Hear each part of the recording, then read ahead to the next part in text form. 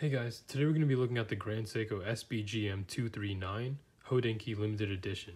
This is a special day because this is going to be the first grand-seiko, and I'm pretty impressed by this big box here. Definitely different than the typical seiko that you get. Looks pretty fancy. Let's go ahead and open this thing up. The first thing you notice here is this rice paper. Looks like it's a lot thicker than typical wax paper. Pretty nice touch. Definitely goes back to the Japanese roots of the watch. In here we have, inside the box we have the warranty card, which goes over all the stuff about the warranty.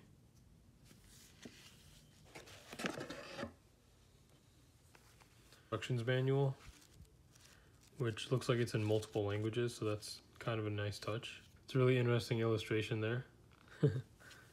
And last but not least, and a very nice faux leather padding. Looks like it's just a certification of the movement. Yeah, the inspection certificate. Really nice. This is a really nice touch. You don't really get these with many other watches, I feel like. This really helps it stand apart from other watches. I feel like you're buying something really nice and high-end. On to the watch box. It's a really nice box. It's like a big... I feel like the JLC box is kind of like this, except gray. I don't know if this is real leather. It looks like a faux leather type of material here. Really fancy looking box. Let's open it up. You got some padded leather in here with the grand-seiko logo, the lion emblem. Really cool. This little cloth thing, which doesn't look like a microfiber cloth. I don't know what this does, but I guess they include that. It's pretty cool. Watch comes in a little grand-seiko pouch. And there is the watch. And that blue looks amazing. So this blue is supposed to be the twilight blue of the sky before the sun rises and after the sun goes down. I think it's a really nice shade of blue here. It's almost like a midnight navy, but then under certain lighting, it looks almost like a cobalt blue, which is just beautiful. With the silver gray GMT hand, it just looks amazing. So this watch is basically the same as the SBGM221, except this one comes on a stainless steel bracelet and has a blue dial. And of course it's a limited edition from Hodinkee, so that's always going to merit something. Pretty nice quality bracelet here. And the cool thing about Grand Seikos is the Zaratsu polishing. So you get this mirror finish, which is just beautiful. And this is one of the unique features of getting a Grand Seiko over other manufacturers, is this unique polishing, the Zaratsu finishing. And the bracelet looks pretty nice. It almost looks like the Rolex Oyster bracelet. But I will say the Rolex Oyster bracelet feels a lot more solid. This one is high quality. It is nice. I can't say it's not. It just doesn't have like that stiff feeling that the Rolex bracelet has. The Rolex bracelet is almost as if, and I don't know if it's only with the Submariner and maybe not with like the other models such as the Datejust, but the Oyster bracelet on the Rolex feels almost like it's one big piece of metal which has hinges in it. Where this one you can kind of feel that it's like different links, which could be a good thing. The polishing on the sides and the brushed on the top, the finishing on this just looks amazing. If you look closely, you can see the hands have like a mirror polish finished on the sides and then a brushed finished on top. And the way the hour markers just play with the light is amazing. It's so shiny. If you could see this watch in person, I definitely recommend it because I don't think I could get in video how exactly it shines. Just amazing. And that blue dial is just, it's like a matte blue, but it changes color. Sometimes it looks really midnight navy, almost like a black color, and other times it looks really bright blue. So there's a tag. Price. This was priced at $5,400, which I think for that price, this is an amazing watch. You can kind of see the movement over there. Such a beautiful movement. This one has about 72-hour power reserve, which is amazing. So you could leave this watch for 3 days and come back, and it'll still be ticking, which is crazy.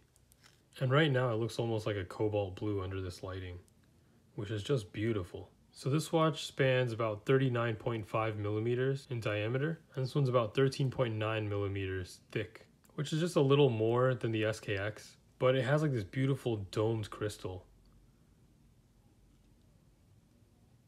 And from this angle, this watch is just stunning. And the fact that it's GMT really makes it look like an everyday type of watch. And the color, the fact that it's not too bright either, you could definitely wear this to work or with a suit or with casual, whatever it may be. It's just such a perfect all-arounder watch. There's the grand-seiko clasp. Decent clasp.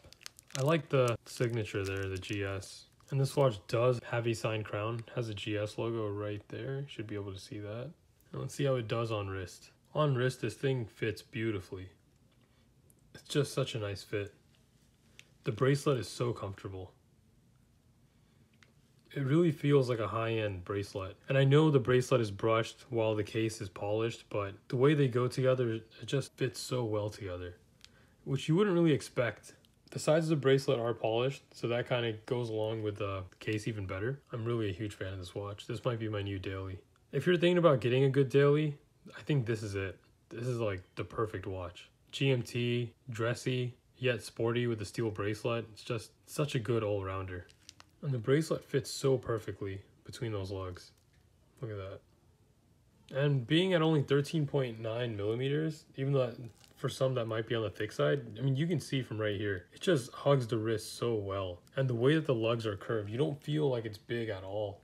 It just feels like such a perfect fitting watch. This will easily pass the dress shirt check. I mean, it's not bulging out at all like a diver or any other sports watch. And I think what Hodinkee was going for with the steel bracelet and the blue face was probably something that almost gave you like the AP Royal Oak or the Patek Nautilus or even the Vacheron Overseas. And I'd even go as far as saying the Lange Odysseus with the blue face and the all steel. I think they were just trying to nail that look. The perfect all-arounder. Dare I say grail. I mean, this watch is nice enough to be a grail, I won't lie. The quality and finishing on this watch are amazing. If you ever get a chance to look up close, all the polished indices and the dial and just the quality of everything, you can definitely feel that grand-seiko is no joke. This is definitely Patek quality for a fraction of the cost. And I can see that the pricing for these is going to skyrocket. I already heard of rumors of grand-seiko wanting to up their prices. I think they're taking a Lexus approach where they came in and they priced everything like a budget luxury car. And then they took all the business away from the Mercedes S-Class and the BMW 7 Series. And that's kind of what grand-seiko is doing right now, is they're coming in at prices lower than Rolex, and they're competing with the likes of, you know, Patek in terms of quality. This is definitely above Rolex quality, I can easily say that. Rolex does have really nice bracelets, I'll give them that, but the case finishing and the dials on these, and even the movement, is just unbelievable. And unlike the other Swiss watches, which are all machine made, these are hand assembled and some of the parts are handmade. Every single one of these watches has been touched by hand by a trained professional in the studio in Japan that makes grand-seikos. And there's only a handful of people that are qualified to even work on one of these, let alone make one of these. And I think that's really special if you think about that. To become a grand-seiko master technician is a lifetime of work. And every single employee that works there is probably, you know, as old as some of your dads. And that's pretty crazy to think about. So a lot of people are saying the SBGM239 actually feels a little more special with the leather band and the off-white cream, almost ivory dial with the blue GMT hand that kind of pops at you. But I mean, this dial is just stunning. I don't know where you could find a more beautiful blue dial than this. And those hands, like, everything just plays so well with the light. And I know what people are trying to say, like the GMT hand doesn't really pop being that gray, silverish color. But I think for the mission, the purpose that this watch was made, this is exactly what they wanted and they nailed it. I mean, if you put this next to a Lange Odysseus, I think this actually will stand out. And the fact that it's a GMT just makes it look like so much more of an everyday type of watch. It's kind of like a watch for all situations and every ideal situation as well. So, what do you guys think of it? Let me know in the comments below, and also let me know what you guys want to see next. Thanks for watching. See you next time.